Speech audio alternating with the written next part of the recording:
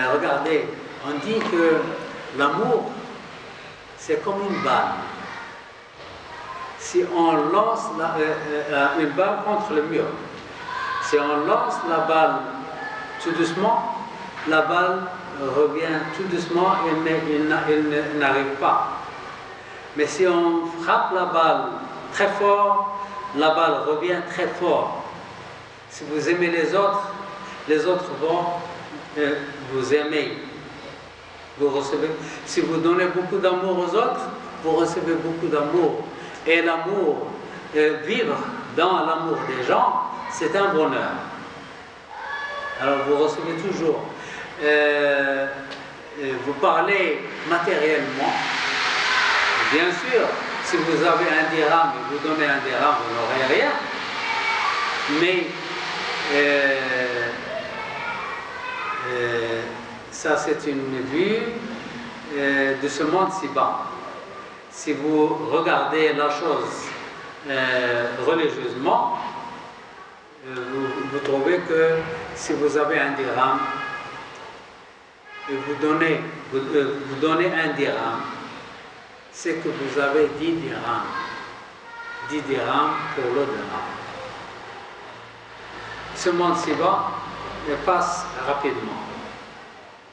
Alors, si vous avez 10 dirhams dans la poche, si vous avez 10 dirhams et vous donnez un dirham à un pauvre, je ne dis pas un mendiant parce que les mendiants sont riches, mais celui qui a besoin d'argent, vous lui donnez un dirham, combien il vous reste? Il vous reste 9 dirhams? 9? Il vous reste 9 dirhams plus 10, ça fait 19 dirhams. 9 dirhams que vous touchez dans la main et 10 dirhams est épargné pour vous le jour du jugement. Le prophète sallallahu alayhi wa sallam avait un mouton. Le prophète sallallahu alayhi wa sallam avait un mouton égorgé et suspendu. Il a laissé le mouton suspendu, il est sorti pour voir les gens, il est revenu le soir et sa femme lui dit: tout le mouton est disparu. On a donné tout le mouton. Il ne reste que cette épaule. Qu'est-ce qu'il a dit? Il dit: dis plutôt, tout le mouton reste sauf l'épaule. Sa femme lui dit: tout le mouton disparaît sauf l'épaule. Lui, il dit: dis plutôt, tout le mouton reste sauf l'épaule. L'épaule ne reste pas parce que nous allons le manger et il va disparaître.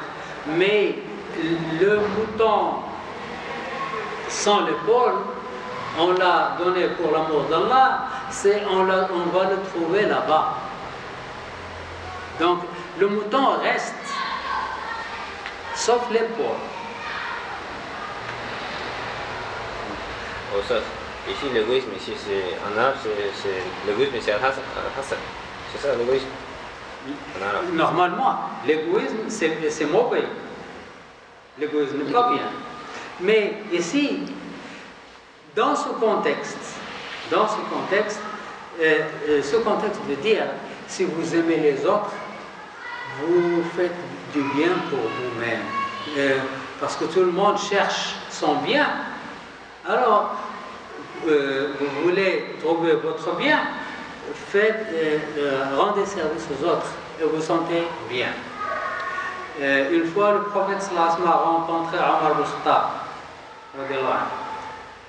Et Omar ibn Khattab a salué le prophète sallallahu alayhi wa sallam et il a senti la main du prophète qui est très douce. Parce que vous savez, le prophète sallallahu alayhi wa sallam, la main du prophète sallallahu alayhi wa sallam est très douce. Mais il est très fort. Il est très fort, mais la main est douce. Alors, Omar ibn Khattab a salué le prophète sallallahu alayhi wa sallam et il a senti la douceur de la main du prophète sallallahu alayhi wa sallam. Et il se tourne vers le prophète sallallahu alayhi wa sallam et dit: tu sais, un messager d'Allah, je t'aime très fort. Il lui dit: je t'aime très fort. je t'aime plus que mon argent, ma famille, plus que tout le monde, sauf moi-même. Je t'aime plus que tout le monde, sauf moi-même. Et le prophète me dit, non, Omar, tu n'as pas atteint le degré que tu dois atteindre. Tu n'as pas atteint le degré d'amour que tu dois atteindre. Et il se sépare. Omar marche quelques pas et il s'arrête. Il s'arrête, il a réfléchi, puis il est revenu chez le prophète et lui dit, tu sais, messager d'Allah, tu es cher pour moi, tu es plus cher que tout le monde, même à moi-même. Tu es plus cher que moi-même. Et le prophète me dit, maintenant tu es arrivé au stade que tu dois arriver.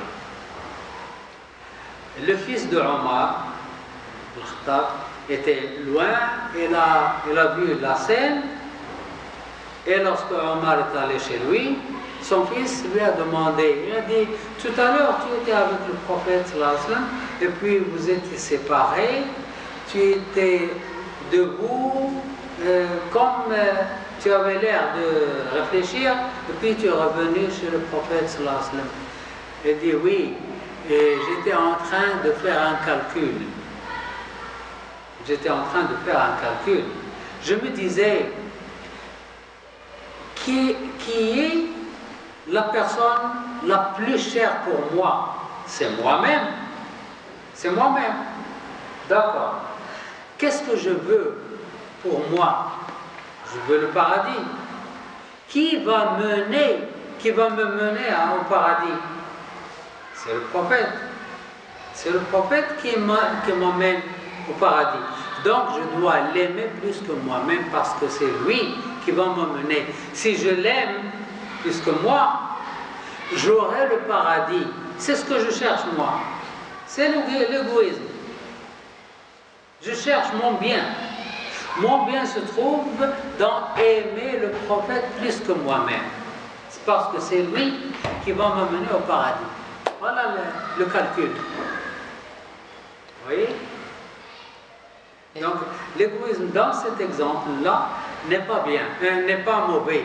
Mais l'égoïsme seul est mauvais. Il ne faut pas être égoïste. L'égoïsme est très mauvais. Mais dans ce contexte, ça veut dire, cet exemple, cette citation veut dire faites du bien, rendez service aux autres.